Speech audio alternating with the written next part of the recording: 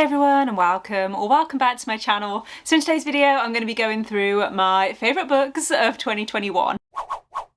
So I did a video a few weeks ago with my favourite fantasy books of the year, and I wanted to do a follow-up to that with my favourite other books of the year. So there are 10 books on this list, and these are mostly thrillers or romances, but then I think I also have a couple of contemporaries on the list as well. These are all books that I read this year, not necessarily books that came out this year, although I did read quite a lot of 2021 releases in 2021, so some of these books fall into both categories, if that makes sense. I haven't put these into any particular order, although I have tried to group them based on genre, and I will leave timestamps in the description if you wanted to skip ahead at any point, but I'm gonna get straight in with one of the first books that I gave 5 stars back in January, I think it was, and that is 50/50 by Steve Cavanagh. This is the 5th book in the Eddie Flynn series, which is a series, but you can read each book as a standalone. Essentially, the series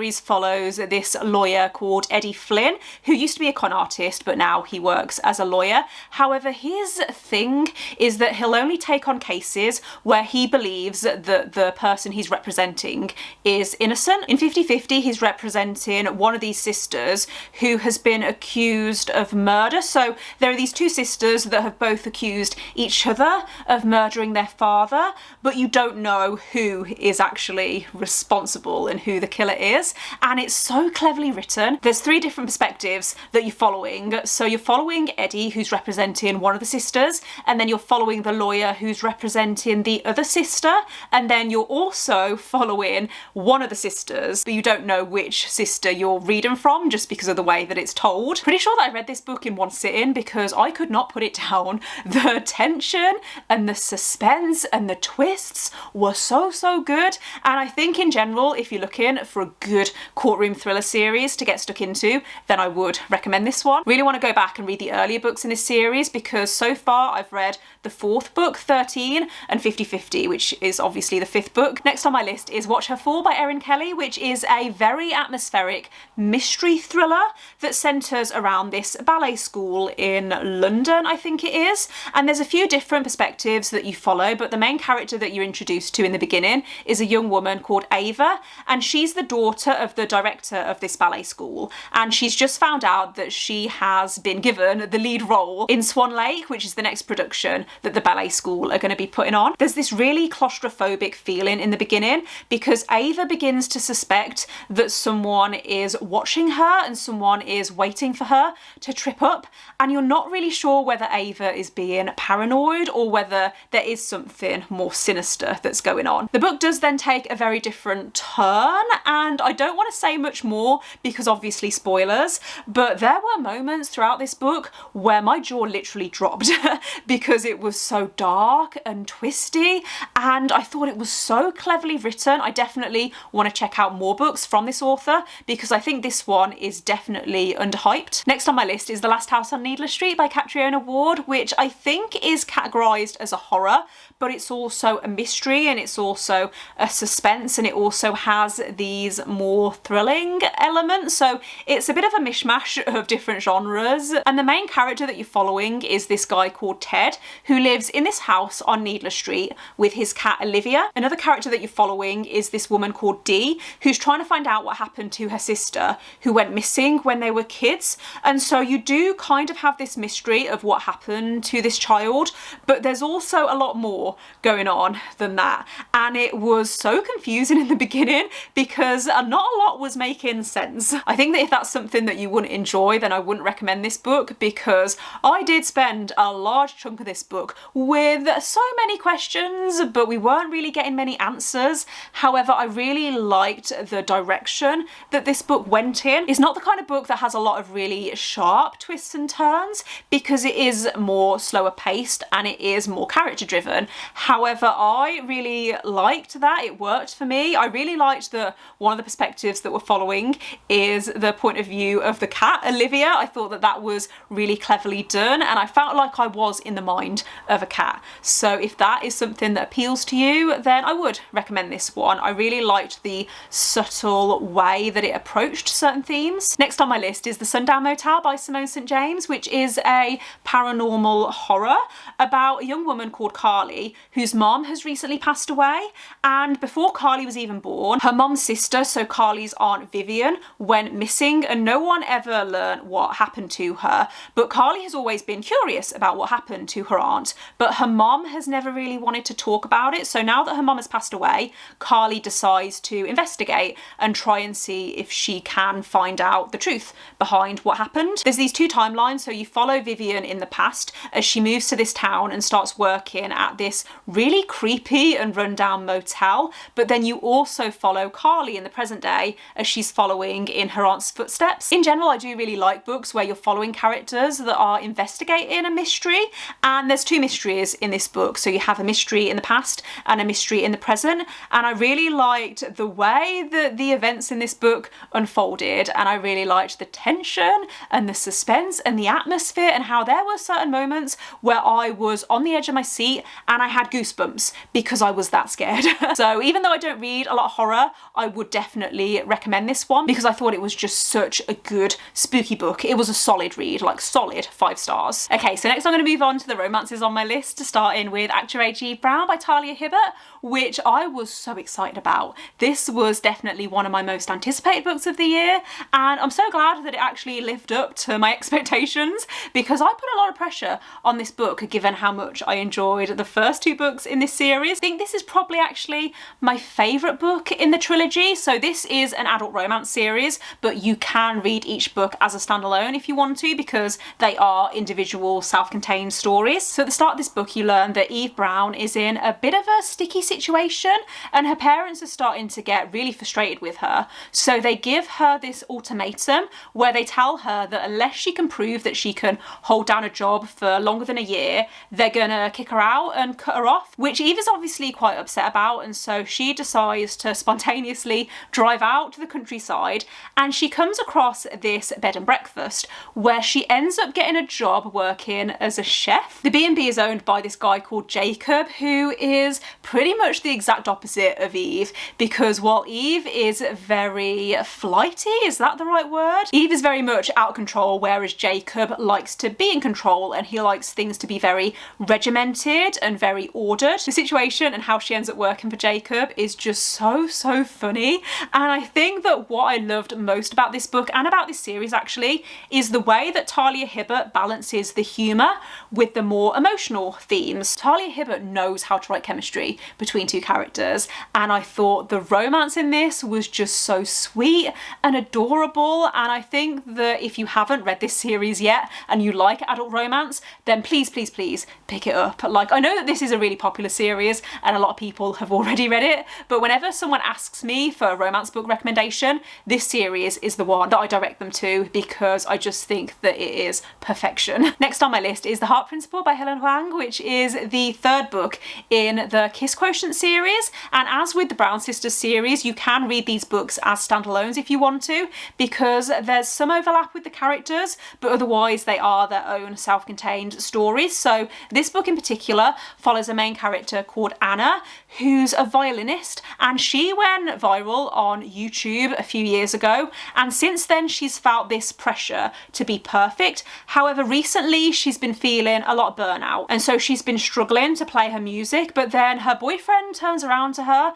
and says that he wants to try an open relationship, which Anna isn't really okay with, but her friends convince her to use this as an opportunity to go out and have a string of one-night stands. She ends up meeting a guy through a dating app called Quan, who is a side character from the first 2 books, and Quan is having his own issues because he used to be a bit of a ladies' man. However, he's had some health issues over the past few years which has affected his confidence, and so the story starts off by developing their relationship. The second half of the book does take a very different turn because it focuses less on the romance and more on the characters' individual journeys, and especially on how one character ends up becoming a carer for a relative who is terminally ill. If you're looking for a light-hearted and fluffy romance, then I would not recommend this one because it is very heavy and very emotional in places, and I cried so many times. I think that this probably works better as a contemporary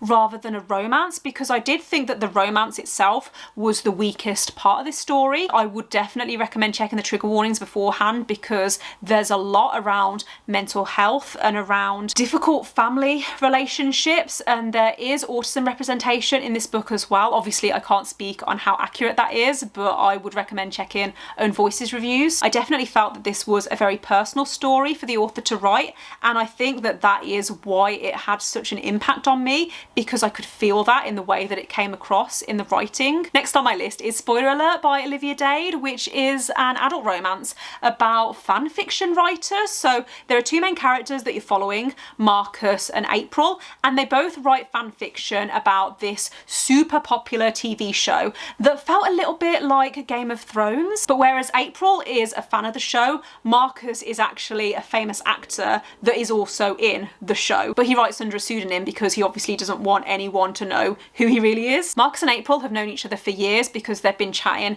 through this forum. However, through a series of events, they actually end up going on a date together, but April has no idea that Marcus is actually the guy that she's been speaking to, because as far as she's aware, she's on a date with Marcus, the actor. Don't know if I've done a very good job of explaining the plot for that book, but I really loved the romance in this. I really liked that the characters were older, so I think they're both in their late 30s, and I thought that that brought a certain amount of maturity to the story, because essentially you're following these two characters as they're trying to navigate this relationship while also dealing with the public interest and how people are so invested in them as a couple. You also see Marcus's internal conflict and how he wants to tell April who he really is and that he's this person that she's been talking to, but also he has his own insecurities. I don't usually like it in a romance where one character is blatantly lying to another character. However, I didn't mind it so much in this one, and I was able to overlook it. There's also representation in this book for dyslexia, which I don't think I've actually ever seen in a romance book, and so I really appreciated that as well. Next on my list is The Love Hypothesis by Hazelwood, which I was excited for but also nervous about, because I know how many people have loved this book, and I know that it's really popular and it's been getting a lot of hype on TikTok, and I was scared that I wasn't going to enjoy it as much as everyone else, but thankfully I did, and I can definitely see why it's had so much hype. I think the reason I liked it so much is because it has so many tropes that I know I love, because it's a fake dating situation where you have this grumpy sunshine dynamic, and it was just so cute. It basically follows a graduate student called Olive who ends up fake dating a professor in her department because she's trying to convince her friend that she is fine with her dating this guy that Olive used to date. There was something about this book that felt really unique, and I think it's because all of the characters work in STEM, and I've never read a romance book with that type of setting, and so I really appreciated that, and I really liked the discussions around women in STEM and how it feels to be a woman working in STEM. I thought that that was really interesting, and I love it when romance books do delve into those deeper topics. Next, I want to talk about one of my favourite audiobooks of the year, which was With the Fire on High by Elizabeth Acevedo. So this is a young adult contemporary that follows a 17-year-old girl called Amani, who's about to start her last year of high school, and she also has a young daughter. So the story is essentially about Amani trying to juggle her schoolwork while also caring for her family. She has this ambition of becoming a chef, and I loved the descriptions of food in this book. The story in general was just so warm with these really likeable characters. I think as well I do generally tend to like books that have teenage parents because my mum was a teenage parent, and so I just find stories that have that theme really, really interesting. The audiobook is actually narrated by the author, and I just thought that the narration was fantastic, and I felt like these characters were real people, and I love books like that. It's one of the main reasons why I like listening to audiobooks, because it does help me feel more connected to the characters. And so if you're looking for a beginner's audiobook, I guess I would say that this would be a good place to start. Okay, so if the camera angle has changed slightly, it's because I've been talking for a really long time and my camera battery ran out, but I only have one more book to go. So the next and final book on my list is A Man Called Uwe by Fredrik. Fredrik Backman. This book wins the award for book that made me cry the most this year because, oh my goodness, the way I sobbed at this book. It's a very emotional contemporary about a man called Uwe, surprisingly, who lives alone in this neighbourhood, and everyone thinks that he's this grumpy old man. However, throughout the book you learn more about his life and you see all of the hardship that he's been through, and you start to understand why he is the way that he is. It's a very heartwarming tale. However, I would say to be aware of the trigger warnings because it does deal with things like depression, mental health, and also suicidal thoughts. I think a lot of people will be able to read this book and see someone they know reflected in Uwe as a character, and I did really like the character development over the course of this book. It is a very character-driven story, and I think that it's one that I will continue to recommend because it's definitely my favourite book by Fredrik Backman, although I still have quite a few of his other books to read, but so far this has been my favourite. Okay, so that brings me to the end of my top 10 list, but there are a couple of honourable mentions that I did just want to mention because I gave both of these books 5 stars as well, and I would still consider them favourites of the year, but I wanted to do a top 10 list and not a top 12 list, so I'm just going to quickly talk about them now. But the first of those books is the final revival of Opal and Nev by Dawnie Walton, which is historical fiction, kind of. It has a very similar writing style to Daisy Jones and the Six in that it's told in this interview style format, and it's also about the music industry, and so I think if you liked Daisy Jones then there's a good chance you might enjoy this one, because even though the stories are very different and the characters are very different, they are still similar. There are still those similarities. The other book I wanted to mention is All the Lonely People by Mike Gale, which actually has some similarities to A Man Called Uwe because they're both about older men where you learn about their lives through flashbacks, and so if you liked A Man Called Uwe, which I know is quite a popular book, then I would recommend this one because I thought that it was just so heartwarming. But that does bring me to the end of the video, so thanks for watching. If you've made it this far, let me know in the comments what you thought of these books, if you've read any of them obviously, and let me know what your favourite books of the year were. Don't forget to give this video a thumbs up if you liked it and click subscribe if you haven't already, and I will see you next time. Bye!